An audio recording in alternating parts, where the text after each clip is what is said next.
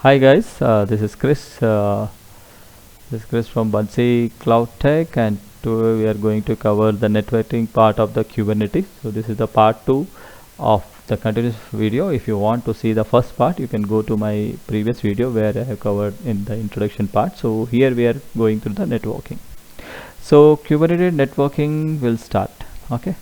So what are the fundamental rules? There are some fundamental rules in the networking of Kubernetes. All pods can communicate with all other pods without NAT. All nodes can communicate with all pods and vice versa without nodes. The IP that the pod sees itself is the same IP that others see it as. So this is the fundamental rule. So where the fundamental is applied, container in a pod exists with the same network namespace and share an IP, allowing for intra-pod communication over local host. Pods are given a cluster unique IP for the duration of its lifecycle, but the pods themselves are fundamentally ephemeral. Service are given as a persistent cluster unique IP that spans the pod's lifecycle. External connectivity is generally handled by an integrated cloud provider or other externally entity load balancer. So networking CNI. So networking with Kubernetes is plumbed via a container network interface we call CNI, an interface between a container runtime and a network implementation plugin. Compatible CNI network plugin, that is Calco, Cilium, Contiv, Contrail, Flannel, GC, KubeRouter, Multus, Open vSwitch, OVN, Romana, View. These are all the CNI network plugins. So let's go through some concept of the Kubernetes.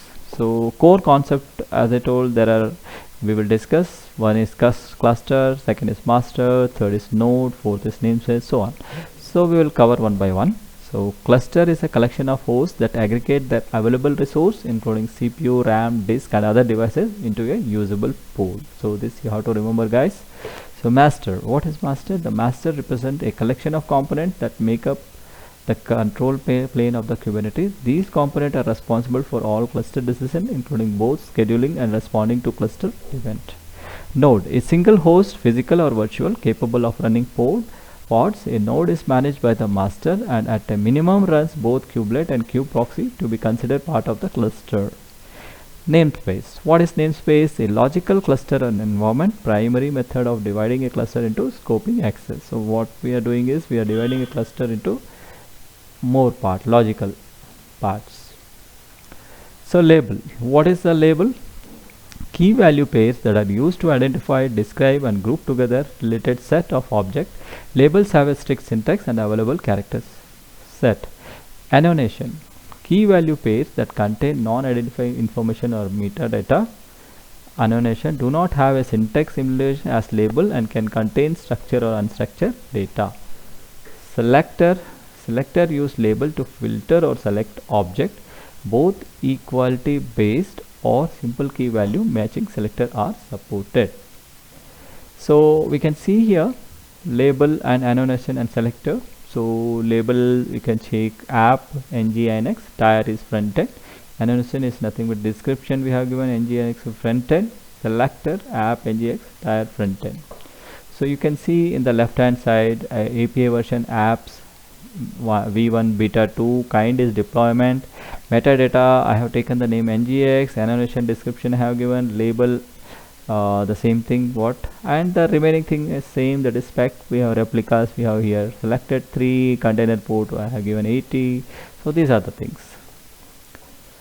Let's go to the new. So selector base, set base selector. In set base selector, valid operator in and not in exists, does not exist, these are the valid operator.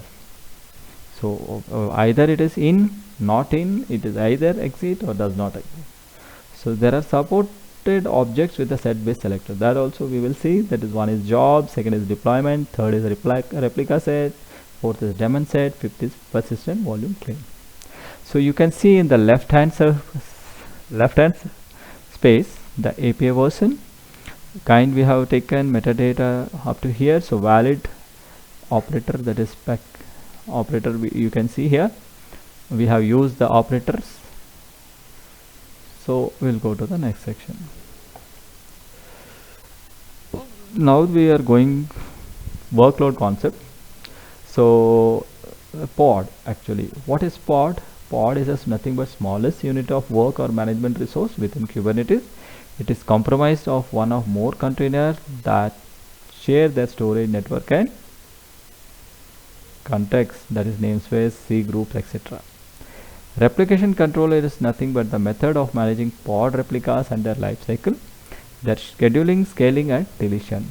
So replica set. Next generation replication controller supports set-based selectors. Deployment, a declarative method of managing stateless pods and replication set. Provides rollback functionality in addition to more granular update control mechanism. So these are few concepts. The deployment.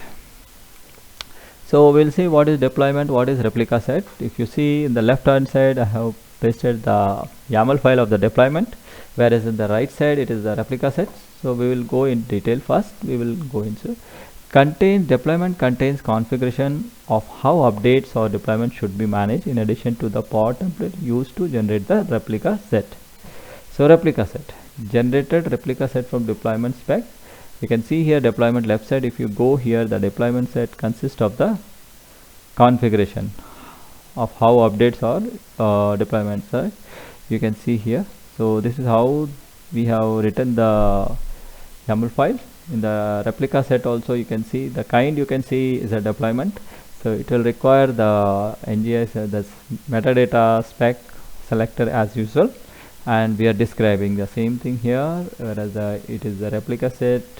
The same thing here, the only thing is replicas and replica set we are mentioned. So it will be generated from the deployment spec only. So we need to take care of this.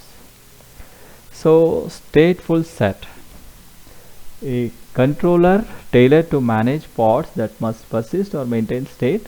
Pod identify including hostname, network and storage will be persistent. Daemon set, ensure that all nodes matching certain criteria will run an instance of the supplied pod. It is ideal for cluster-wide service such as long forwarding or health monitoring. So stateful set, as I told, what is stateful set and demonstrate, we will cover here. So stateful set attached to a headless service, nginx, pods given unique ordinal name using the pattern. Okay, creates independent persistent volume based on the volume chain template. Daemon set bypass default schedulers. It schedules a single instance on every host while adhering to tolerance and tames.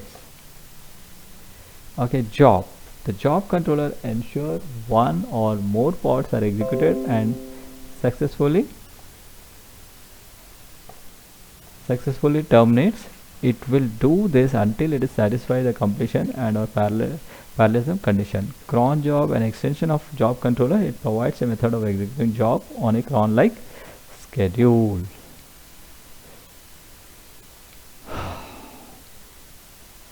Jobs, number of pod execution can be controlled via spec completion. Jobs can be parallelized using spec parallelism. Jobs and pods are not automatically cleaned up after job has completed, so you need to clean up manually. Cron job adds a cron schedule to the job template. So that's all guys. The next one we will go to the network concept in the next video. So please stay tuned for the further video. If you want to refer to the previous video of the same series, you can view the before video in the same link. Okay guys, cheers, bye. This is Chris signing off for Bunsey Cloud. Thank you, cheers, bye.